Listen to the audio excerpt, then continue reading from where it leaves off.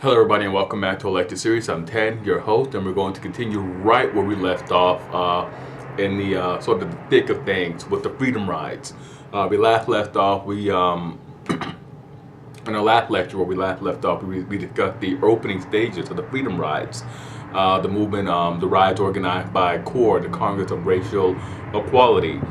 They sent integrated units into the Deep South to test the federal protections granted in the Boynton v. Virginia case, was struck down at the core, segregating Jim Crow facilities in interstate commerce. The first attempt was met with disaster. The students, not the students, but the participants were beaten. The first bus was firebombed, and that sort of set the stage for the violence that will be visited upon the later group of Freedom Riders. And before that, we looked at the Greensboro Four, the four students who initially set out to integrate lunch counters, sparking the sit-ins phase of the protest phase of the civil rights, the mid 20th century civil rights movement. And I'd just like to dive right back into the meat and potatoes of things by picking up with the freedom rides of 1961. On May 4th, 7 African Americans, and I'm just going to give you this sort of chronological rundown of things.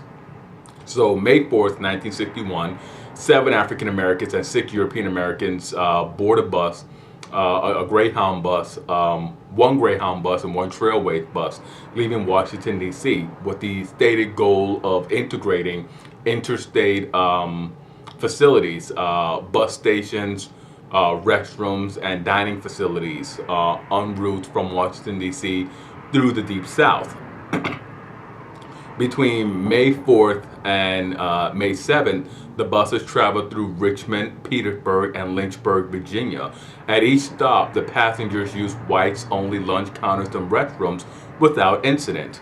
May 7th, the Freedom Rider Charles Perkins, an African American, attempts to get a shoe shine at a segregated barbershop in Charlotte, North Carolina.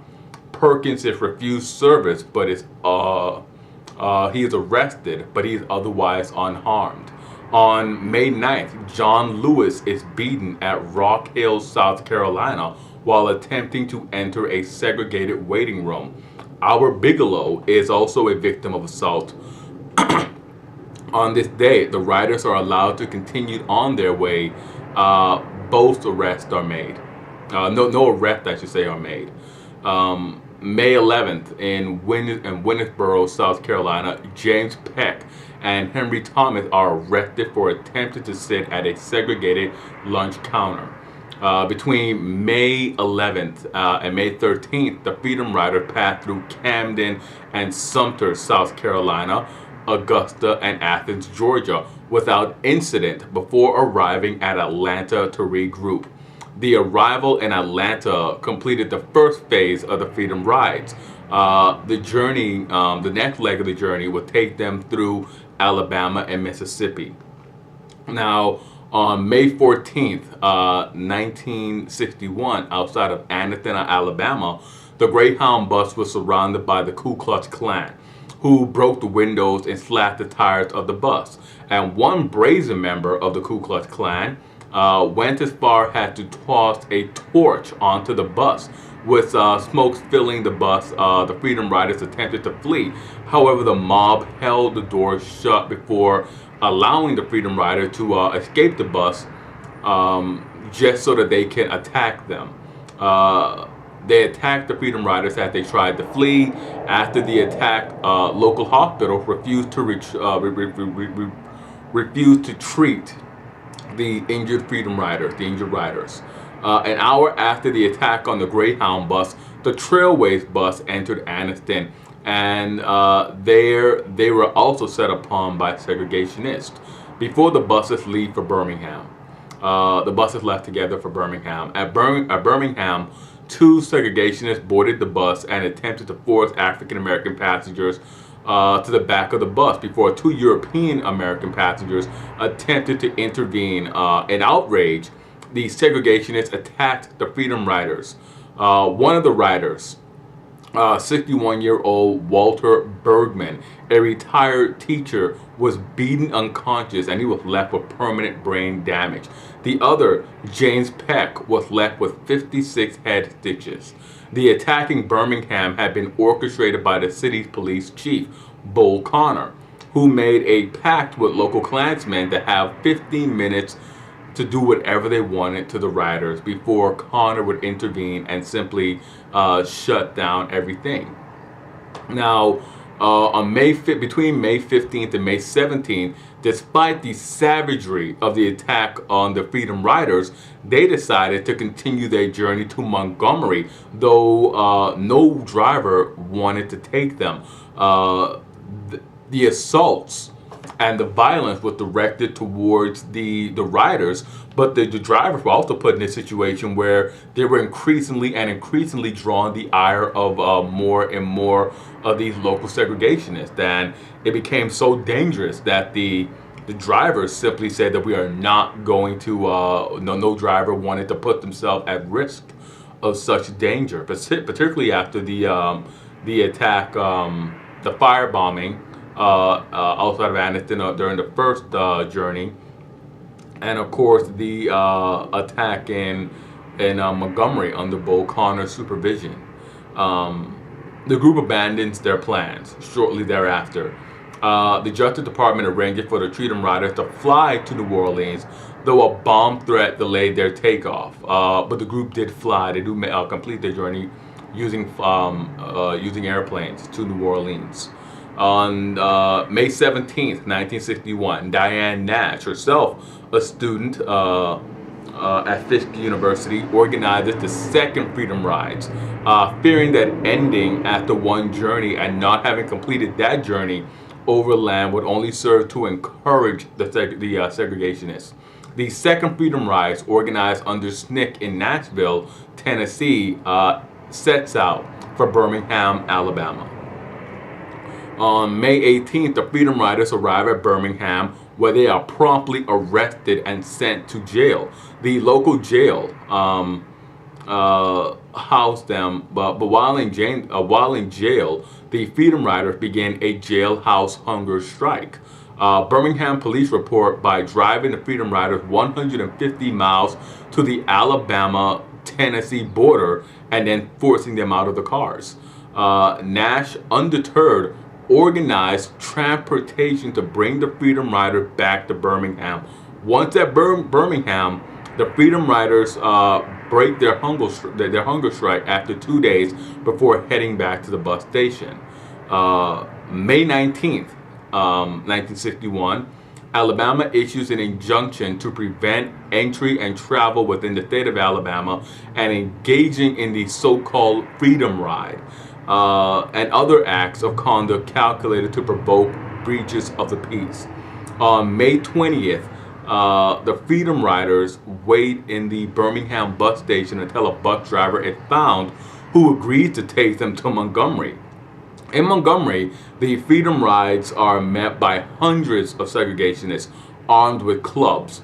Had the segregationists attacked the Freedom Riders with clubs, one of the Freedom Riders had his clothing literally doused with a flammable liquid and he was set on fire. And news reporters and cameras, the cameramen, they were also attacked for attempting to capture the violence.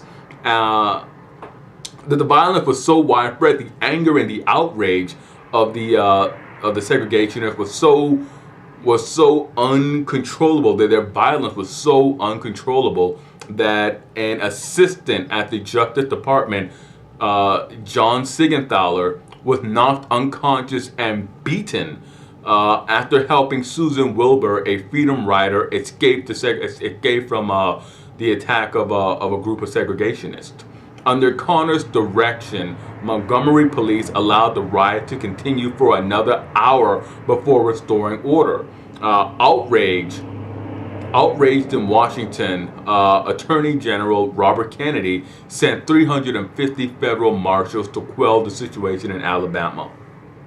The Freedom Riders were refused aid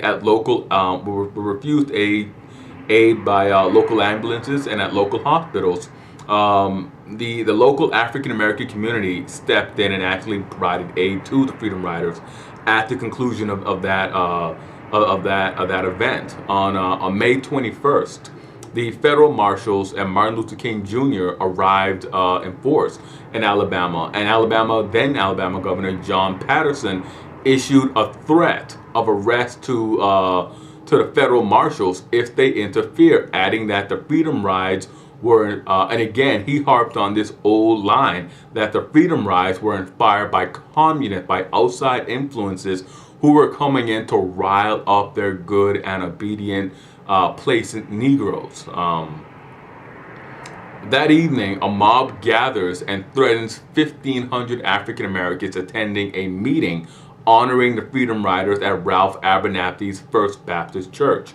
On May 23rd, King, Abernathy, and Nash, as well as James Farmer and John Lewis of Core, announced that the Freedom Rides will continue. And on May 24th, the Freedom Riders are escorted by the Alabama National Guardsmen and Highway Patrol. The riders leave Alabama for Mississippi. When they arrive, Jackson police arrested all of the Freedom Riders.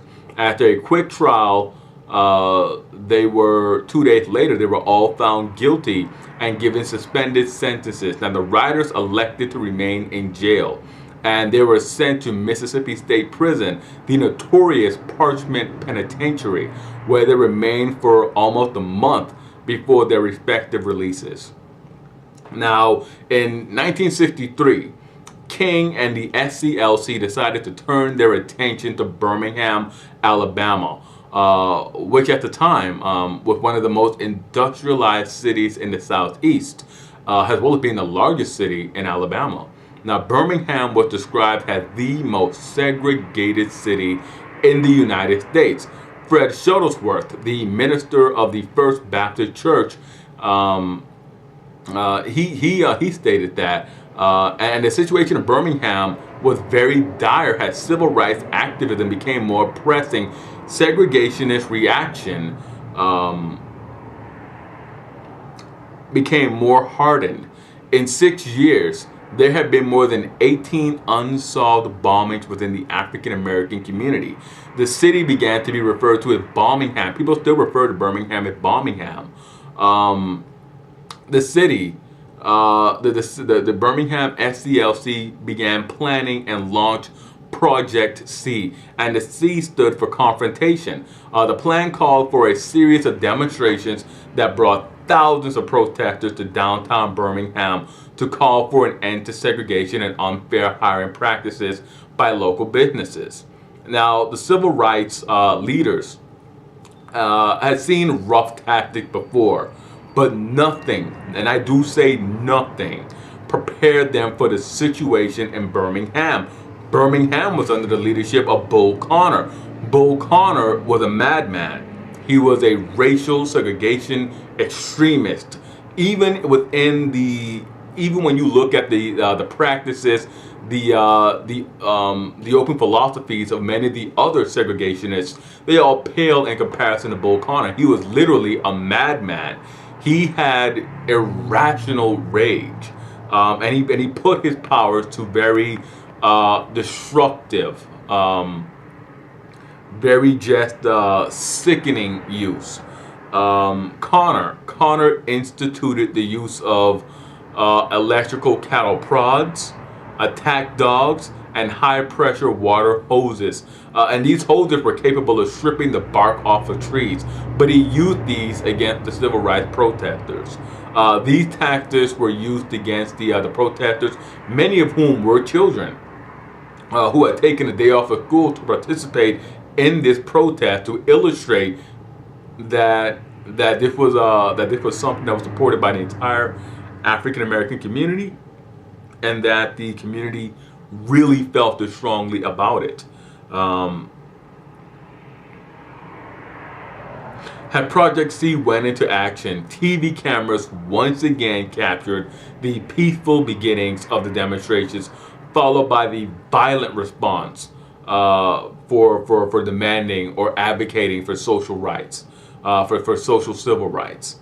The response in Birmingham was so overwhelming that President John Kennedy once said that the civil rights movement should thank God for Bull Connor because he's helped it as much as Abraham Lincoln. And that is a statement to say that Connor's madman tactics, that his just open-handed brutality towards the integrationists so undermine the credibility of any argument that someone who may have favored racial segregation could support. No sane person could support the tactics of Bull Connor, and no upstanding or moral person could just stand by and say, "Well, Bull Connor's doing the right thing." We'll break here, and we will come back, and we will continue our discussion, our lectures on the mid-19th century civil rights movement. I am Ted. Hit like, subscribe, and comment. Let me know what you thought about it, and I will see you guys next time.